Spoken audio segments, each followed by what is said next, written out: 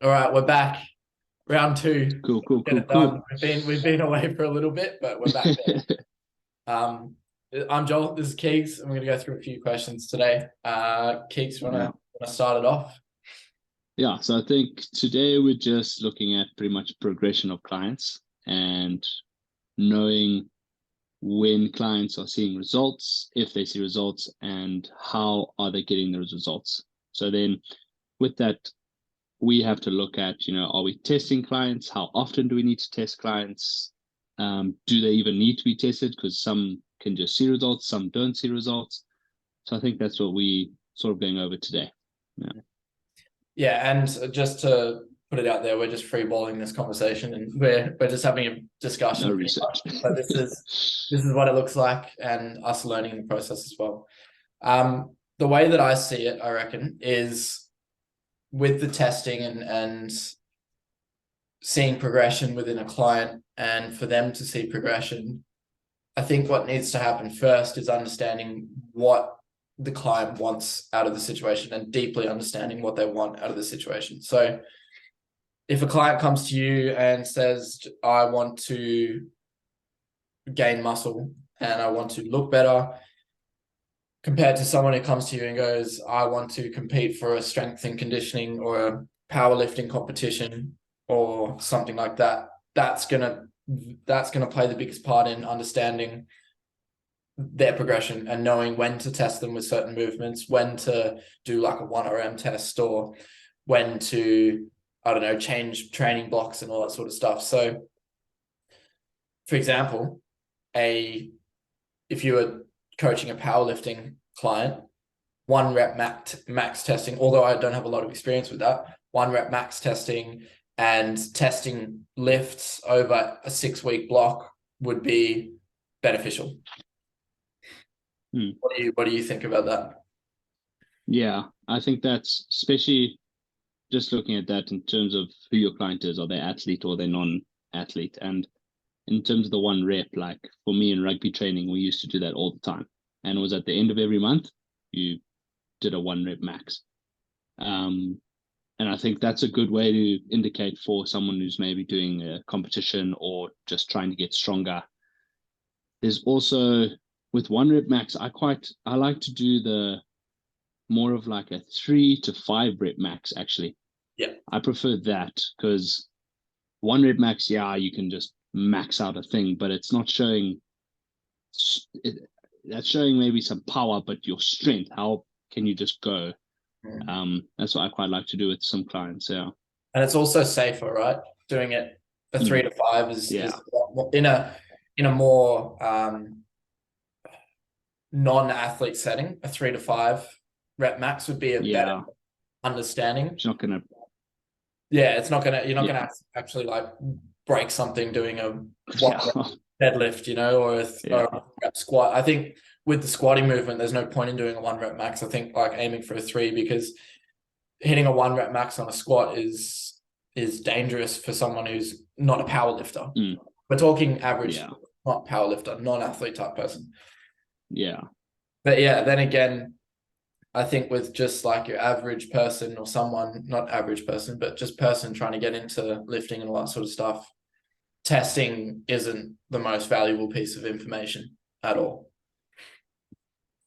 Okay. Yeah. So like would you for like an average person in terms of testing, do you think it's beneficial to do the body weight test of like push-ups and see if they do more push-ups in the next time? Or would you rather go just for like the weights and the bench press? So this is what we talked about this a while ago, right? When you were introducing all those Mm, test protocols for a client firsthand. And I think that it's a really good idea. The test that I would kind of run through would be like, I move straight into more of the weights and stuff pretty much instantly. I wouldn't say that I'd start with the bodyweight stuff and then go into the weights. Um, I'd run through assessments, understanding like squat, doing a mm, squat assessment, just doing like hip flexor strength assessments, interior, in internal and external rotation, of the hip, understanding where their weaknesses are, whether there's any spinal flexion going on when they do a squat. Can they bench? How's their shoulder stability? All these things come into play in the first couple of weeks of testing a client and understanding where to go with them. But yeah, I haven't really set out those baseline metrics that I'm looking for each time I move in with a client, because I am online. It's hard to do that sort of stuff. Yeah. But you're Bit face to different. face, so it's different. I think your wording there when you were saying testing in the first couple of weeks is a good thing, because I think maybe a lot of, like, I know I used to, maybe in 2019 when I was training, I'd get a client like, right, we're doing assessment, and it'd be like a 1 hour assessment. I'd be like, right, we're good to go. Whereas I don't think it's actually good to just do an assessment in one day. You need that over progression over a good week or two, and sort of see how they do with overload and then different exercises. Yeah, I think that's actually a good way to do it. The way that I would kind of do it is, this is if I was face to face. Now, like, I have had experience face to face coaching as well, but the way that I would kind of look at it is, if I had a client come to me, I would, within separate days, obviously set up your days, different muscle groups depending on what they want, different targets like upper or lower split, or just a push-pull legs or something like that. Within those days, you'd have your testing mechanisms and you'd have your assessment-based stuff. So say it was an upper body day and we wanted to work on a bit of bench and some shoulder mechanics and all that sort of stuff. I would first then assess shoulder, internal, external, and stability from the get-go. So shoulder rotation. So I'd just get them up on a wall, for example, just like going through the external, internal rotation, bring the hand behind the back, how far can they reach up? Just get those little things going. Sorry, my phone was ringing then. I probably should have put it on silent. Yeah, get a few ideas and then move into your actual bench presses and your strength conditioning. Yeah. It's good to set a baseline. That's what I think. Yeah. I think, yeah. What I've also been doing with my very non-athletic clients who are literally just, they like a good training, is, especially I've got 2 clients who are above 70. So for them, in doing certain tests, it's like there's no point for them. And that can even go down to a lower age group. And for them, what I'll do is I'll just sort of do their tests in the workout, like you're saying, where it's like, right, we're going to do our squats. But it's, while she's doing her squats, I'm like, okay, done. And then at the end of squats, I'll actually say to her, I'm like, well done. You've just actually like increased your whole rep thing. Look how much the progression we've gone, all that kind of stuff. Yeah, it can also be a way. Do you have like is it like a standardized thing that you do for each client, or is it different compared to what they want to achieve? Different for every single one. Yeah. I think I used to think of that approach. I'm like, flip, how am I going to do this with all my clients and get this one way of just getting them to their goals? But every single person is different. And then you get the injuries that come. So it's not always going to go to plan. And yeah, I just like to sort of go with what they feel is good, but then challenge them. Like I had one client who, he says he wants to lose a bit of belly fat, and we've just been doing a lot of hypertrophy and then a little bit of cardio on the side. But then I challenged him to like a CrossFit type based workout. And he just said to me, he was like, I hate this workout, like straight to my face. Yeah. And I was like, I know you may hate it, but I need to challenge the body right now. And I think just, yeah, whatever comes to the client, even though sometimes they may not like it, once in a while, you still got to get them to do those type of things now. Yeah, that's, even the CrossFit style stuff is like pushing that mental barrier more so. It's just, it's not fun, right? Nah. Yeah, and I can only imagine like CrossFit trainings, like your what's it called? Yeah. Stuff. Like, props to the people that do it, because that shit's hard. Like, it's hectic. Takes you to another place. It does. Yeah. Yeah. So yeah, definitely I like to, depending on their goals, obviously in the week I'll be doing their certain things. I mean, if the lady wants to work on her abs, we're going to do a lot of core stuff. But then I'm also obviously just going to do the overall base things. But in terms of testing, yeah, you can do like your planks and all that kind of stuff, but how would you say when it comes down to them, when they're saying like, I'm not really seeing or feeling anything, how So would you take that? yeah, so taking away from the testing and now just going back to them being like, I'm not seeing progress. This is Yeah. this is now what you want to kind of understand. And it's interesting because as a coach, your whole job is to get them somewhere and to get them achieving something Mm. and making progress towards what they want to achieve. And it hits hard when they go, I'm not making progress, because you're like, fuck, what have I been doing this whole time? Yeah. So the way that I would see it is having some sort of tangible thing to show them from the beginning to now. So whether that be, I don't know, a progress photo, whether that be a metric on the scale, whether that be them doing some sort of movement at the beginning and then them doing a movement now, and really collecting those things from the very, very get-go, the very beginning, like filming them squat or something like that. That's how I would portray that they've made progress. Now, what if they actually haven't? What if they actually haven't made progress? That's another and that's one that I'm spearheading at the moment. It's hard. It is.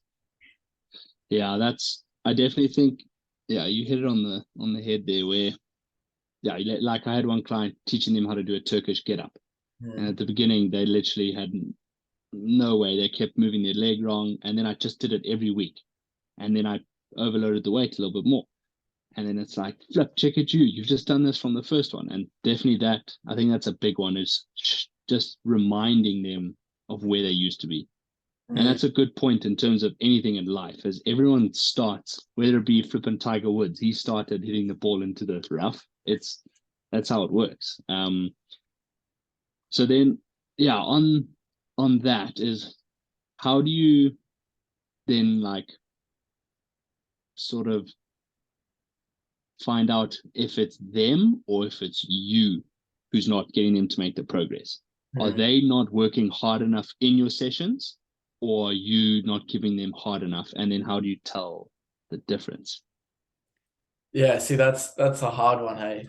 I think it's about having those conversations with the client. So having that conversation and being like, so you haven't achieved a goal and you haven't got to where you want to get to.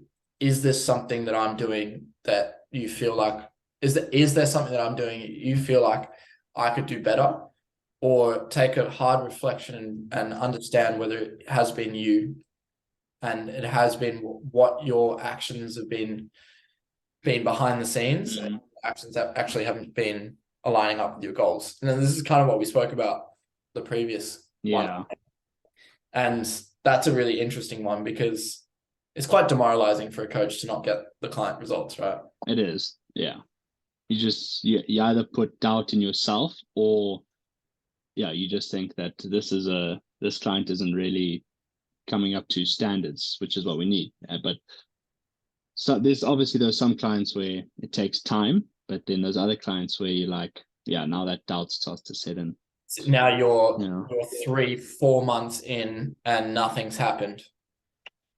So then there's definitely something. And there's something going on where they're not putting in the effort elsewhere, like other than training, or even with the training aspect, they're not putting the effort in. Something's happening, or there needs to be adjustments that need to be made, like little minor adjustments, higher intensity, heavier weight, like all those things come into play. And it's about pinpointing and figuring that out, which I find quite challenging. It's hard to find those little bits and pieces that you can swap around and change.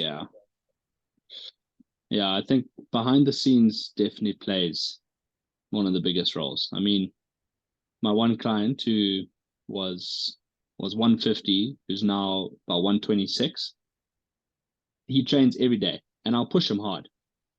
But at the same time, he's losing like 4 kgs consecutively every month. And like, that's, to be honest, it's quite insane. Like, I don't have other clients who can lose weight like that. Obviously, when you are a lot heavier, it's easier, things like that. But at the same time, I'm like, what do you eat in the day? And he goes, oh, well, I don't eat breakfast. I'll have a little lunch and then I don't eat supper. Yeah, see, And I'm that's and then, so you give your advice and you keep giving your advice. And I'm like, okay, that's fine. Obviously, you struggle. People have always got their differences. But I'm like, you got to try maybe just cook a chicken breast and put some broccoli. Literally just eat one chicken breast and a piece of broccoli for your supper, even if it's that. So you're getting like 20 grams of protein, something. But then it's like, if they're not doing that and they still don't, like, how do you, there's obviously that you got to get quite real with them. But I think a good question is, if they carry on doing that, right, for the next 5 months, do you stick it with them, or do you say to them, I can't train you unless you actually do something behind the scenes? it's like an ultimatum for the client. And Yeah. like, trust me, there's been some times where like you just want to do that, and you just want to be like, I'm not going to train you unless you're actually committed to the goals. But at the end of the day, you have to realize that they're actually coming to you because they need the help and they need the guidance and they need someone to keep telling them that they need to pull their head in.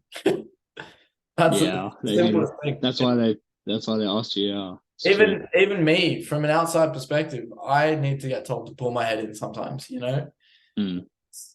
As old as that saying is, everyone needs it. Yeah, everyone needs it. There's only few people in this world like that are very, very like self-disciplined and self-motivated. I consider myself one of those, but there's always room for improvement. There's always things to change. So yeah, it's, I guess, interesting. Guidance is it's just a big one.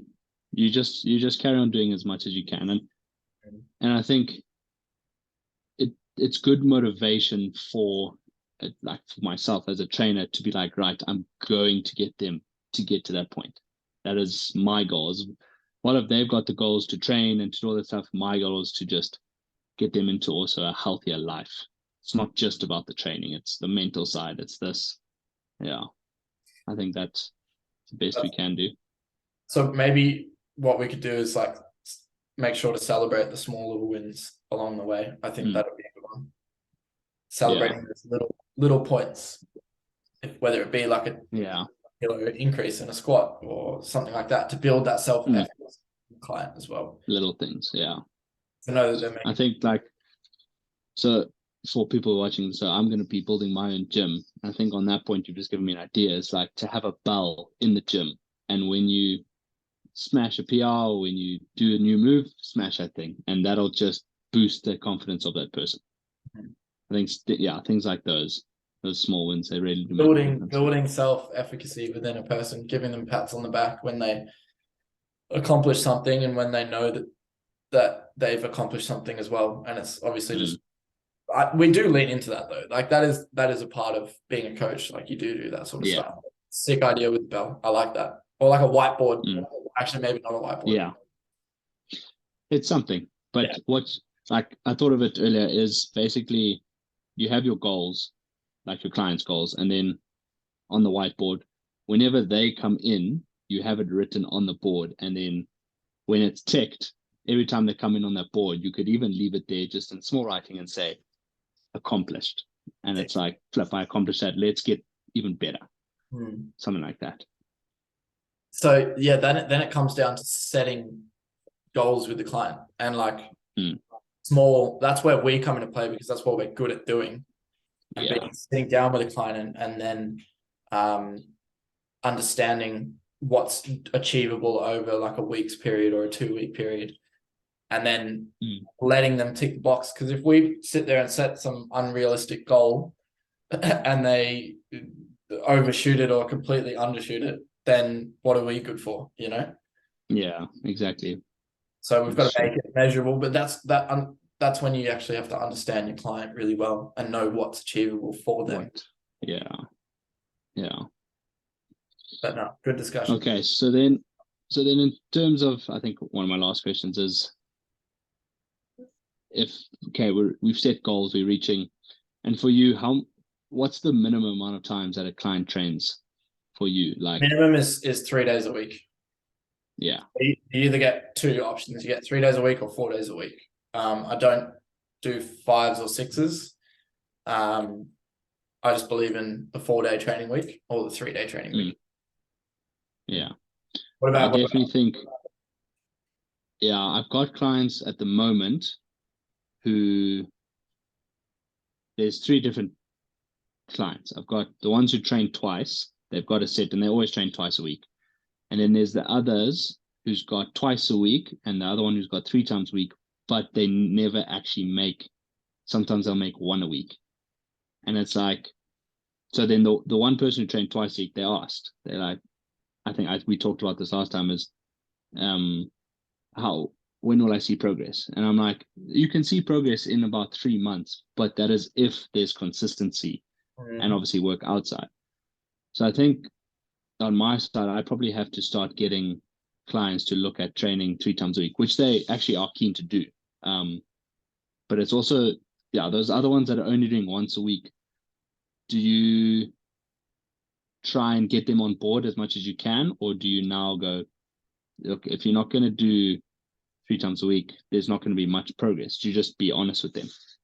I think that's the best thing. I think being honest with them would be the best thing. See, I haven't had much experience with that sort of stuff. I think just making, before they even sign on with you, making them commit to at least 3, which would you rather, 3 or 4 days? Not being like, don't even, what would you rather, yeah, 3 or 4? And it sets them up for success. It doesn't set them up for failure as well. So yeah, being like, this is my new program now. We're doing 3 days a week. You have no choice. yeah, yeah. That's a better way to do it, I think. Because it's so different for what I'm doing and for everyone out there. Like, I'm online, Keegs is in person. It's different. So with a face-to-face, like, what can happen is clients can come see you once a week, and they can choose to come see you, or they can see you. And you see them once a week. Usually that's what a PT would do, right? To run over a certain workout so that they can then complete that stuff on their own. And then you see them the next week for a new workout. But yeah, within the online space, I go, here's 4 days, make sure you go do it. Like, here's 3 days, make sure you go do it. So it's different. Yeah. It's different. And that is what I quite like to do with my clients, is, especially if they're only training twice, I like to give them that homework of doing outside, like sort of as an online thing. Yeah. And I'll just say to them, listen, all you need to do is, especially on the extra things that I know they're slacking, is like, go do your press ups. This should give me 5 sets of 10 reps in the morning on the days off, and you would see a difference. But then it's those clients who don't do it, and you're like, I'm sure you probably have that as well, as being online. You've only got I can only push so much for a client to stay committed to it, and you give them structure, but sometimes they fall off. But then it comes back to, like, how quick can you get back on? And it's a struggle. It's a struggle. It is, yeah. But I think I don't know if we talked about it once. There was a good way of motivating clients, right? Is, let's say for me, I charge, for instance, $1 for my packet, for my training session. But what I'll do is I'll actually upgrade it to $2. And I'll say to the client, every time you come, or every time you reach a goal or something, you get $1 back. So it's not like I'm losing anything. I keep my same price. I just add it, but then that money goes back to them. And I think to them, because money is, everyone loves money. Money talks. Yeah. Money is money, man. So that could even be if you're actually struggling with someone, could be like, right, this is how it's going to end up. You either lose your money or you get it back. Or you get it back. Either. Yeah. And you progress at the same. Yeah. That's a good one. There's all those little, like, things you can start doing for clients and stuff like that, and trying to get them more internally motivated. But at the end of the day, they should be motivated because they seek help from you. Simple as that, right? But if they're not, it's hard. It's hard to break that barrier. But yeah, it's a very interesting one. very interesting one. But we've come up with some ideas. I like some of the Yeah, stuff. I like it. Yeah. Got some good points. Yeah. I think it's something to definitely apply in the next few weeks. Yeah. Sweet. And then we can catch up for another call next week. So I'm gonna sign the call off now, and we'll see Cool. you next week.